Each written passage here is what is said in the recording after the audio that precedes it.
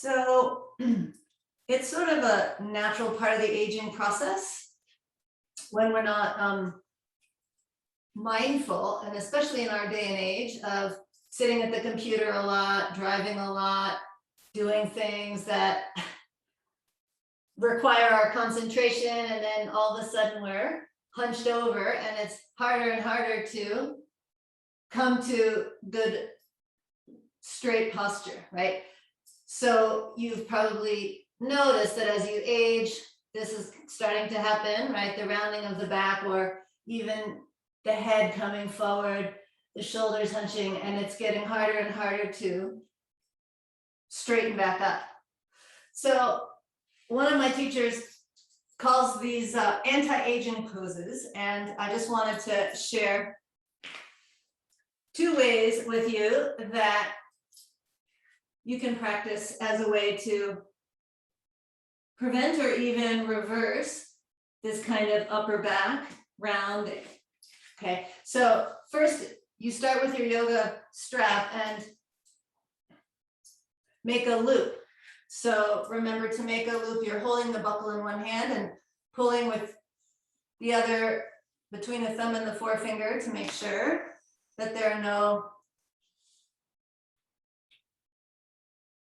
twists, and then you're threading through close to the cloth of the other side and then going up and over the metal piece and in through. So I'd like you to make somewhat of a short loop, maybe just about shoulder distance.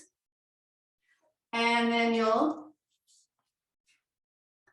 belt your wrists behind your back.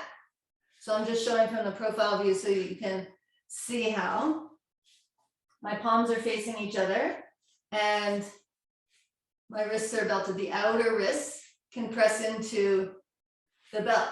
And then I'm going to stand tall, and already because my hands are belted behind me, it's helping to pull the outer shoulders back, right? Your collarbones are broadening, and already that might feel really good.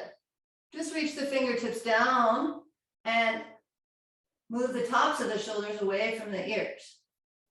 Now, with straight, strong arms, press your wrists, outer wrists into the belt and reach back as far as you can go without letting this happen, right? So if we come back with the arms and then this starts happening with the neck or the head, then you've gone too far. Can you keep the crown of the head reaching up, the back of the neck long, and then reach back and up with straight arms, strongly working to try to break the belt from inside out with your outer wrists, and then come back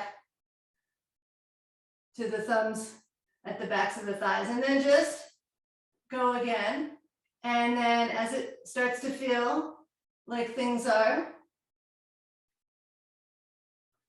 getting juiced up in your shoulder joints, begin to go with motion, keeping strong straight arms and working to move your hands as far away as possible from your back side. All the while keeping the tops of the shoulders moving down, the back of the neck long, crown of the head reaching up.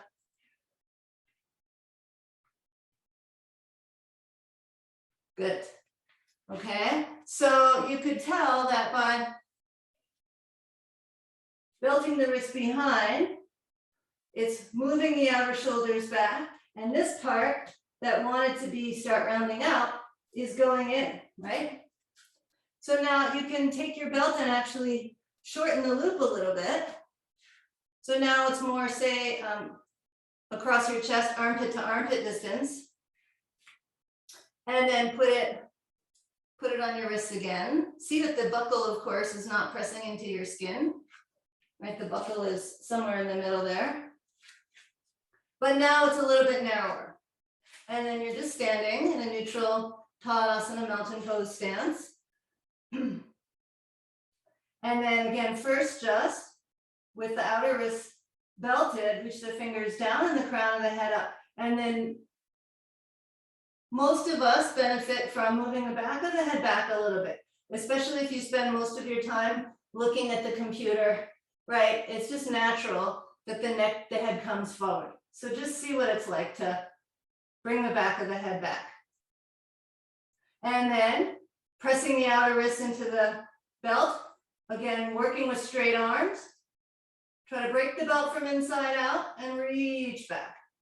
Now I have particularly mobile, open shoulders, so I might make it look easy to go way back.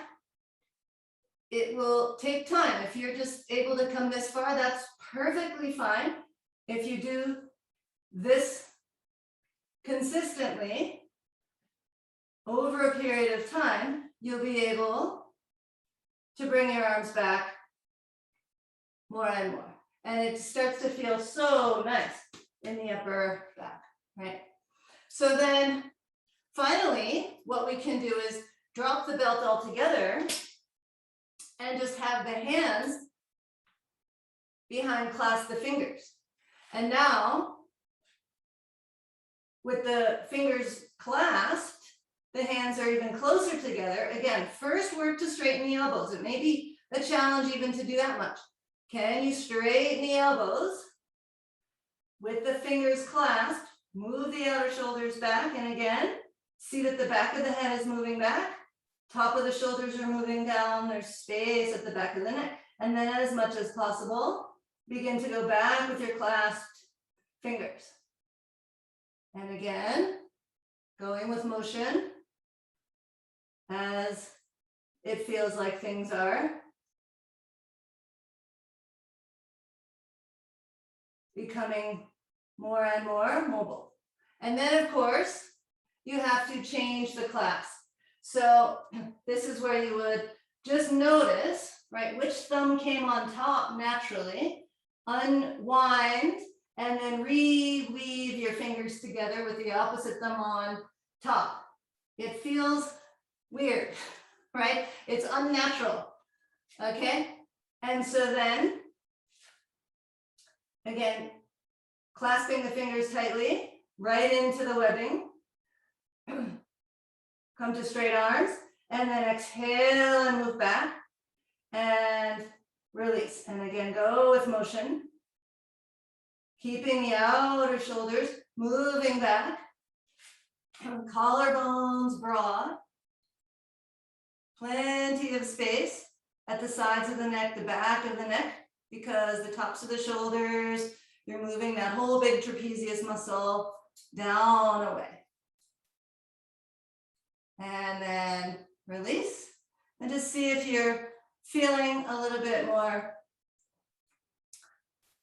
blood flow, oxygen, energy in your whole neck and shoulder region. Do this on a consistent basis, and this kind of process will be prevented or even reversed.